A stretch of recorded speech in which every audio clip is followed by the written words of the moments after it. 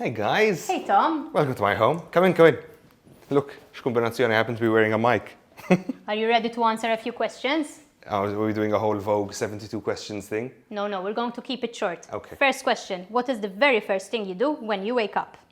Well, the very first thing I do when I wake up is that I look to see where this little monster is, because normally he's asleep at the foot of my bed, so if I wake up and he's there, I end up stepping on him. So, watching out with this one first.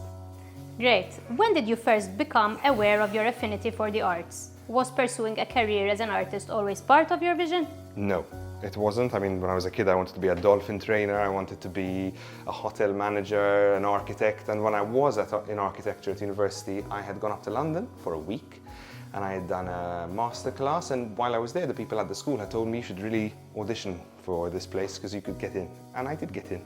Studied there and ended up working in musical theatre there for 10 years. Fantastic. What is the best life lesson you have ever learned? My mum always tried to make us be as positive as possible, and I've learned over the years that it's so easy to make someone's day by being positive, by saying something nice. You know, if you admire someone, tell them that you admire them. If you have something nice to say it, because you might really make someone's day, and it's free, it's easy. Do you have a constant source of inspiration, an enduring muse or theme that influences your creativity? I would say that it's probably the people I surround myself with, because I love my friends and my family, and I admire them a lot, and it just happened that a lot of my friends are people that I really admire, people who have started businesses, people who are successful, but who also run businesses in the right way. Even my day job is with Switch, and I really admire the way that our two CEOs, Rick and Ed, the way they run the company is all about not just being profitable, but running a company that does good in the world, that treats the team with respect, and that we work to only work on projects which improve the world and aren't part of the problems that we face, you know. Looking back, what achievement are you most proud of, either professionally or personally? I think that professionally, it's funny because whenever, people always talk to me about when I worked as an actor abroad in London, they're like, you were in the West End and whatever, and I'm like, yes, okay, that is amazing and I'm so proud of it, but that was also 15 years ago. So I think that what I'm really proud of right now is Lazarus Styles, because it's something that I started from scratch. It's a business and a project that reuses waste material, that creates something beautiful from something that would otherwise be thrown away. So for me, that's something I'm quite proud of. So, Tom, what's on the horizon for you? Any particular goals or projects you're excited to pursue next? Well, for the past couple of years, I've been working on a small shop that I'm going to be opening in Valletta. It's a beautiful shop, but I don't want to talk about it too much because I'm very superstitious and I want to be a bit closer to it being finished before I actually make any big announcements. But that's what's been taking up all of my time and energy, but very gladly. Great. We wish you all the best. Thank you. If you had the chance to sit down with any artist, past or present, who would it be and what would you talk about? I wonder if this might be a bit of a standard answer for someone Maltese, but I find Caravaggio to be one of the most interesting artists that we have in our history. Internationally, I mean, not only just for Malta, the fact that he was, wanted by so many people and he was bouncing between Rome and Malta, and he kind of came from more humble beginnings but really managed to work his way up to actually becoming a knight of some level, and then obviously creating his incredible art. So he's just such a beautifully conflicted character. I mean, an actual genius, and unfortunately, genius quite often comes with a lot of turmoil, whether emotional or mental, and he had a lot of both.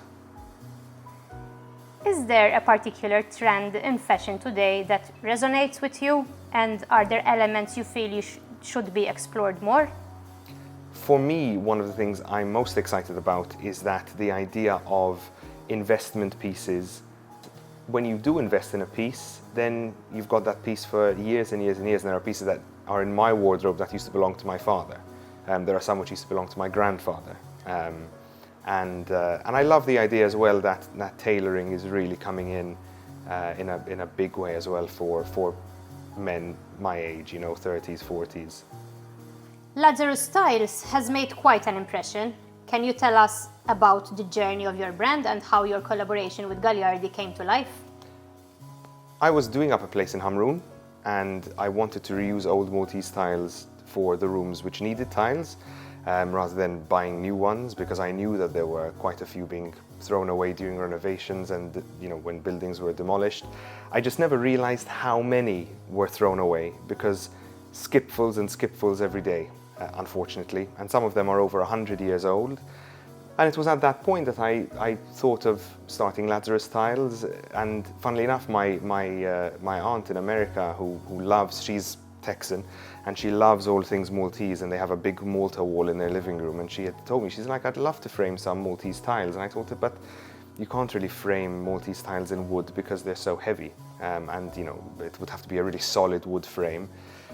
But then I started a few tests and experiments, created a few prototypes with steel, and got to where I am now, and that was 4 years ago.